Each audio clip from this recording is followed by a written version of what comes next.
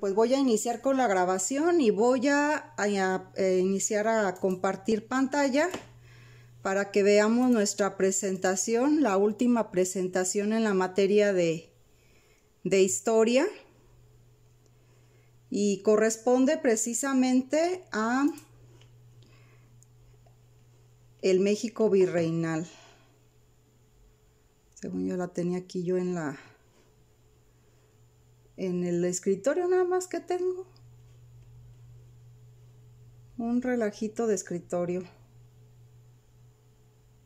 Caray. Proceso de conquista, ese es el que ya terminamos. Nada, que me voy a meter directo mejor al archivo.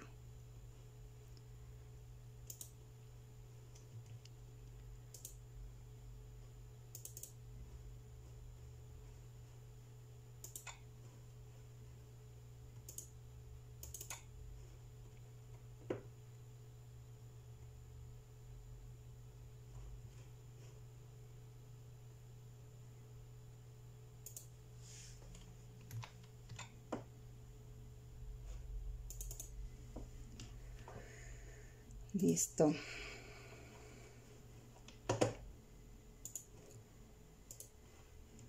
Bien, pues aquí tenemos entonces nuestra presentación. El tema, repito, son las características del México virreinal. Después de la conquista de los españoles a la ciudad de México Tenochtitlan, que era la capital del Imperio Mexica, recordemos la importancia del Imperio Mexica, pues era que era el imperio dominante en todo el territorio de lo que actualmente se conoce como México, ¿sí? Los mexicas tenían sometidos a la gran mayoría de las tribus que comprendían estos territorios.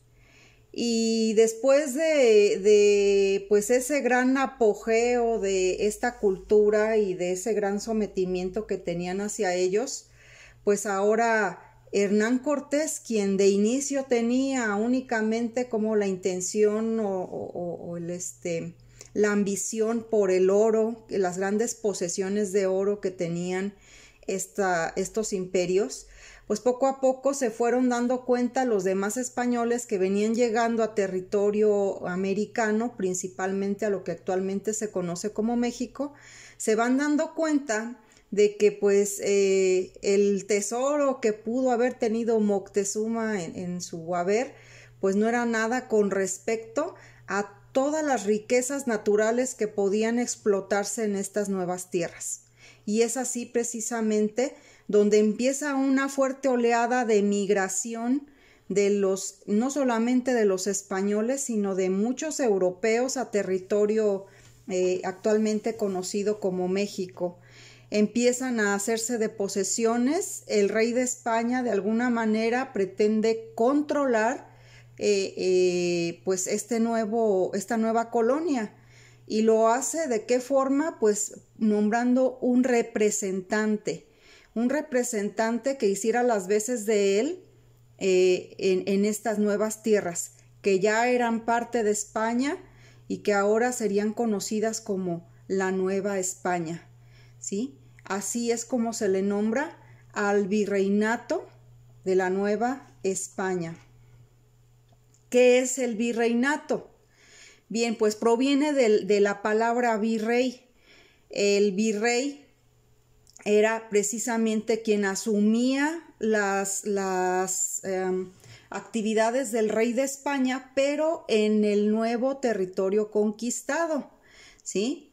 El virreinato, pues de alguna manera lo designa directamente el rey de España, y no dura propiamente todo lo que pueda durar un rey. Un rey dura hasta que se muere, son prácticamente vitalicios.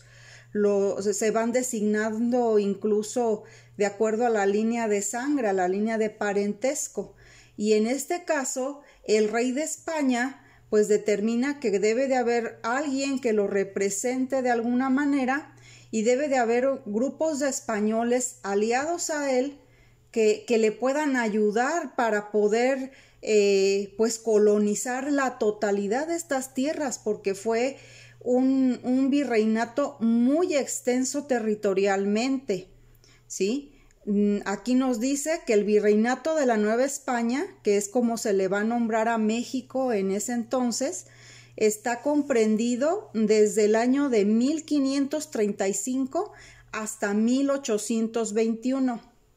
Fíjense bien, recordando un poquito el tema anterior que fue la conquista de México Tenochtitlan, la fecha en la que se tomó por parte de los españoles la capital del Imperio Mexica, México Tenochtitlan, fue el 13 de agosto de 1521. Es decir, que todavía tuvieron que pasar algunos años, hasta 1535, para que se hiciera el ordenamiento en cuanto al gobierno en los territorios colonizados por España, que se instituyera la figura del virreinato, es decir, que el rey de España pudiera mandar a alguien que hiciera las veces de él aquí en la Nueva España, ¿sí? Repito, el virreinato se da entre 1535 y 1821. A ver, ¿quién me dice cuántos años aproximadamente los españoles sometieron este territorio? ¿Quién me dice cuántos años?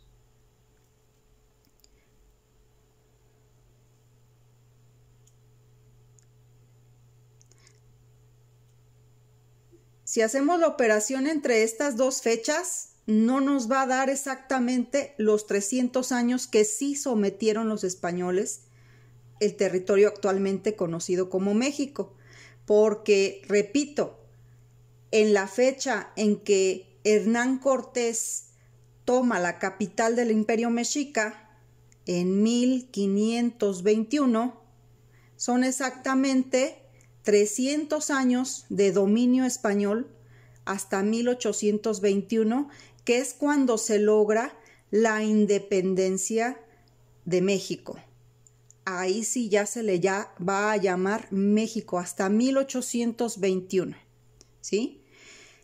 Territorialmente hablando, el virreinato de la Nueva España va a comprender un gran espacio territorial, ¿sí? Pues comprende gran parte de Norteamérica. Y ojo, porque cuando hablamos de Norteamérica casi siempre pensamos en Estados Unidos. Los Estados Unidos de Norteamérica, de hecho, carecían de muchos territorios que en ese entonces todavía le pertenecían a lo que actualmente es México, como por ejemplo California, todo lo que es la Alta California, Nuevo México, Texas, incluso la Florida. Prácticamente todo el sur de lo que actualmente son los Estados Unidos eran parte del territorio del virreinato de la Nueva España, hasta prácticamente todo Centroamérica y algunas islas de Asia y Oceanía.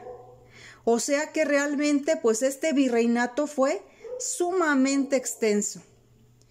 ¿A quién le va a encomendar el rey de España el encargo de ser su representante en Nueva España? Al virrey, al primer virrey llamado Antonio de Mendoza, ¿sí? Este fue el primer virrey que tuvo la Nueva España, Antonio de Mendoza. De hecho, este virrey pues es muy reconocido en la capital de nuestro estado, en Morelia, ¿sí? En lo que era el valle de... ahí se me fue el nombre. Se me fue el nombre anterior, pero lo que era Valladolid en la época del virreinato fue precisamente el sitio favorito del virrey Antonio de Mendoza para establecer su casa de descanso.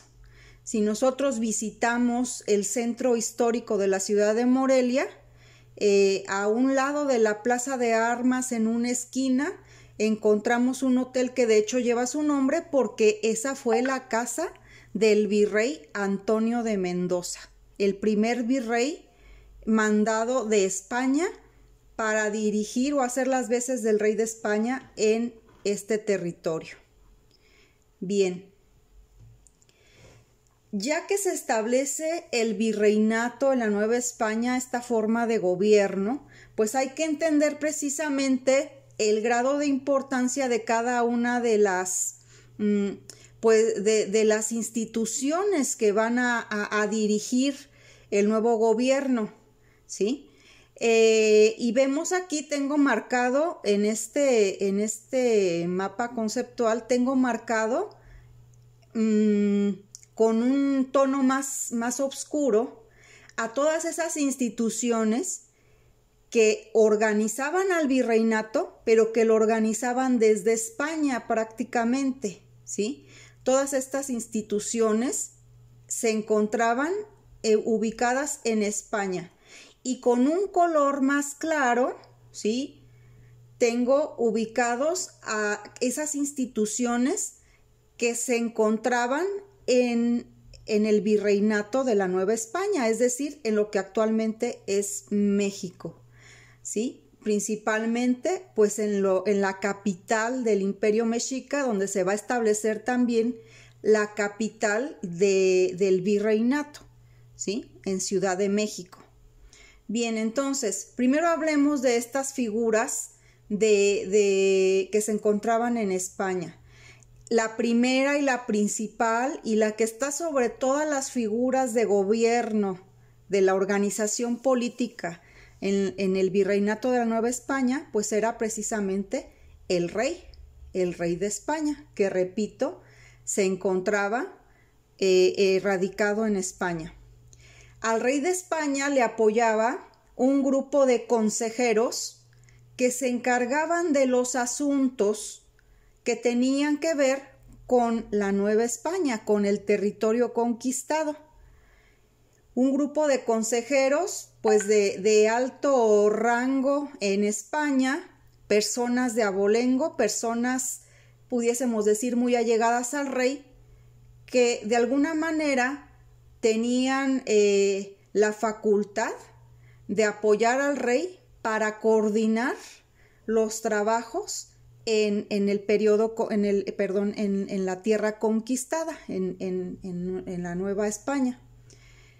Este se llamaba Consejo de Indias, y no propiamente porque estuviera constituido por gente indígena, repito, eran españoles que apoyaban al rey para tratar los asuntos de las Indias o de los virreinatos que había precisamente establecidos por los españoles en el territorio americano.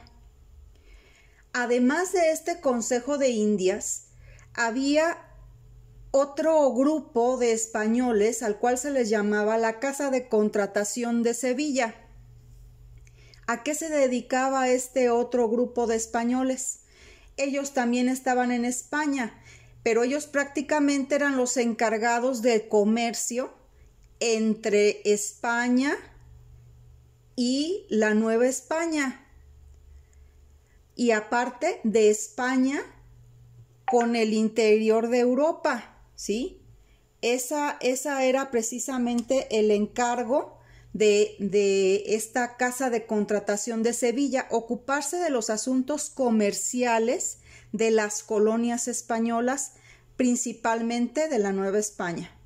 Entonces, entre estos tres desde España marcaban la pauta de qué se iba a traer desde Nueva España, qué se iba a comercializar, a dónde se iba a llevar, cuánto iba a costar, etcétera. Entonces, básicamente España ve esta parte como fundamental porque de alguna manera pues era la que le iba a generar la riqueza a la corona española en ese entonces, ¿sí? El beneficio más importante que aportaba las colonias en América eran precisamente pues los recursos económicos, una muy buena calidad de vida basada en oro, en plata, pues ahora sí que el dominio de todos los recursos naturales tan ricos que había en estas regiones. Bien, entonces decía, el rey de España manda a un representante que haga las veces de él en territorio de la Nueva España. Ese es el virrey, ¿sí? Por encima del virrey está el rey. El virrey no podía hacer nada sin las órdenes del rey, pero en Nueva España era el segundo, ¿sí? Pero era la autoridad principal tanto de Nueva España como de España, era el rey de España, ¿sí? El virrey únicamente representaba aquí en Nueva España. Para coordinar, ¿qué? Pues otro consejo que de alguna manera estaba conformado principalmente por españoles, ¿sí? Gente que decide venirse de España a vivir, que tenían pues cierto vínculo también con el rey de España y con el Consejo de Indias, y se genera un grupo de pudiéramos llamarle consejeros del virrey y aparte de vigilantes del virrey, porque hagan de cuenta que la Real Audiencia, que es la figura de la que les estoy hablando, era nombrada por el rey de España, por el Consejo de Indias, y de alguna forma eran como que los ojos del rey para vigilar al virrey, que hiciera lo que el rey de España quería, pedía y que no se fuera a salir ahora sí que del redil, ¿verdad? Esa era la función de la Real Audiencia, vigilar al virrey. El virrey a su vez nombró, ¿sí? Ya, bueno, lo vimos desde el proceso de las expediciones españolas. Les decía yo que todo expedicionario español que llegaba a un territorio y lo conquistaba era nombrado gobernador y capitán general. Entonces, muchos de estos gobernadores y capitanes generales mantuvieron su título que el mismo rey de España les había conferido.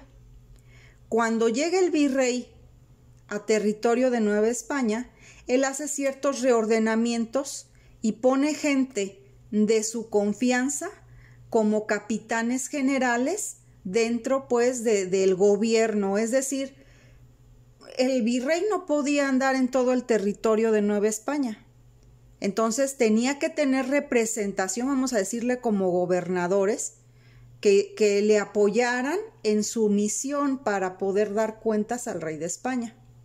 Y entonces al establecerse el virrey, pues se nombran esas capitanías generales. Por otro lado, estaba la Real Hacienda.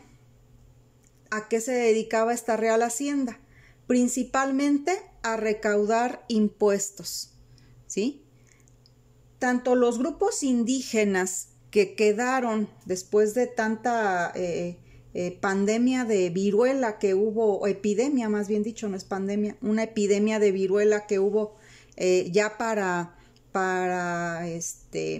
la conquista de México Tenochtitlán, los grupos indígenas se vieron disminuidos de forma importante, pero los pocos indígenas que quedaron en territorio actualmente conocido como México, pues estaban acostumbrados a rendir un tributo a los emperadores mexicas. Y en este caso, los españoles van a aprovechar la situación para precisamente seguir cobrando esos tributos desde los indígenas hasta todo aquel que tuviese a su cargo alguna función dentro del territorio conocido como Nueva España. Todo aquel que habitara en territorio de Nueva España tenía que dar tributos a la corona española a través precisamente de la Real Hacienda. Aquí era donde se juntaban todo el dinero y todas las riquezas, se mandaban al virrey, y el virrey tenía que enviarlas de regreso a España. ¿Sí? Ese era el mecanismo que se llevaba a cabo en base a las riquezas. Obviamente, en este camino, pues se llegaban a quedar importantes sumas de dinero. Por eso era que era tan, ahora sí, tan de moda o tan bueno tener la oportunidad de venirse a América, de venirse a vivir alguno de los virreinatos, ¿sí? Entonces, Eso era lo que quedaba aquí todavía en el camino, pero gran parte de ello pues se iba hasta España. Bien, la Real Hacienda bajo de su mando tenía pues a diferentes, vamos a llamarles instituciones, las alcaldías, que pudieran ser como las presidencias municipales. Después de las capitanías generales estaban las alcaldías, los corregimientos y los cabildos, ¿sí? Estas alcaldías, repito, eran como especies de ayuntamientos, ¿sí? Eran especies ¿cómo se pudiera decir? Pues era la autoridad de las comunidades medianas, ¿sí? Por otro lado estaban los corregimientos, eran los que de alguna manera también observaban a los capitanes generales o gobernadores. Hacían de repente también como que la función de gobernadores. No sé si ustedes se acuerdan, por ejemplo, que hablamos de la corregidora de Querétaro, ¿sí? Se le llamaba corregidora Josefa Ortiz porque su esposo tenía precisamente ese cargo de corregidor en lo que actualmente es el estado de Querétaro, ¿sí? Bien, y están los cabildos. Los cabildos eran los encargados de remediar la problemática que se daba en la Nueva España. Eran los que resolvían conflictos antes de que llegaran precisamente hasta un grado de tener que ser tomados por la Real Audiencia o hasta por el mismo Consejo de Indias, ¿sí? Acá en este nivel, en el cabildo, se trataban las problemáticas sencillas y había dos tipos de cabildo: el cabildo de españoles y el cabildo de indígenas, porque de alguna manera el compromiso de los españoles principalmente para con los nobles indígenas que quedaron todavía en estas tierras, pues fue el asegurarles también una determinada, pudiéramos decir, protección, principalmente a los nobles indígenas. Entonces, todo lo que tenía que ver con los asuntos de los indígenas se trataba en un cabildo aparte, que era el cabildo indígena, ¿sí? Bien, aquí precisamente en la siguiente diapositiva están las definiciones tal cual de cada una de estas instituciones que ya les platiqué, que ya les comenté. No tiene caso que las repita de nuevo. Eso les va a servir más bien para que ustedes puedan contestar en su cuestionario. Otra característica importante que hay que valorar a partir de que este territorio se convierte en un virreinato, en el virreinato de la Nueva España, es la propiedad de la tierra, ¿sí? Desde mismo España se mandaban las órdenes sobre quiénes iban a ser los que iban a poseer la tierra y qué tipo de tierra iba a ser, ¿sí? Tenían varios nombres esos tipos de tierras. Uno era la encomienda, otro era el repartimiento, otras eran las mercedes y la propiedad comunal. Vamos a hablar un poquito primero de la encomienda. La encomienda se trataba de de una concesión que se le daba a un español.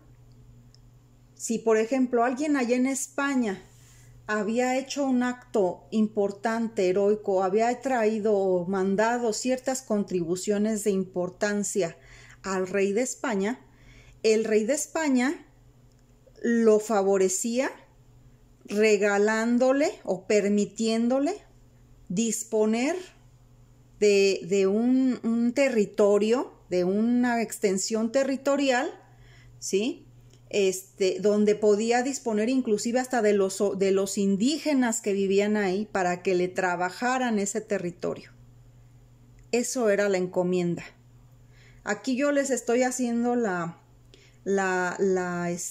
ahora sí que entre paréntesis les platico que en nuestra región, por ejemplo, el encomendero la persona a la que se le dio la encomienda de toda nuestra región, y estoy hablando de una extensión territorial importante, ¿eh? ¿Alguien de aquí se apellida Orozco? ¿Verdad que sí?